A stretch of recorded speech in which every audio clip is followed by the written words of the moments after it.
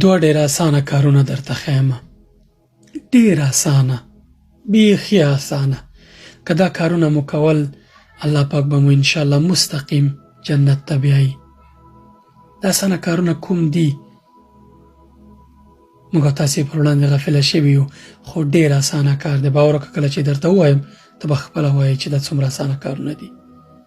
لومړی، هر فرض لمانځه نه وروسته 10 وارې د ګوتو په شمار باندې 10 وارې سبحان الله سبحان الله سبحان الله، 10 وارې الحمدلله او 10 وارې الله اکبر وایه. که حساب کې ټول شاید 10 ثانیې ونه نیسي. که دا کار کوي مستقیم به جنت ته ځي. هر فرض لمانځه نه وروسته دا عادت که د دعا او اذکار چې د خلاصول سبحان الله سبحان الله سبحان الله سبحان الله سبحان الله، او بیا داسې 10 دفعې الحمدلله، بیا 10 دفعې الله اکبر. بل د خوب بسترې ته چې تلې، کله چې د ډډه وهله ویده کېدې، مخکې له دې چې سترګې پټې کړې یو کوچنی کار وکړ.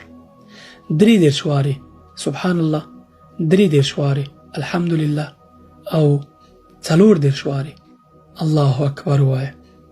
که دا دوه کارونه وکړي، رسول الله صلی الله علیه وسلم فرمایي چې جنت ته به لاړ شي. نو اوس یې که ته نه کې، دا نو ستا بې پروایي ده. دومره اسانه کار باندې الله پاک انسان د جنت مستحق کوي.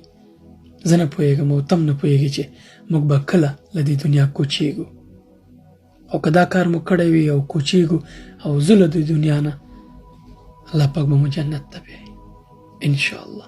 السلام علیکم.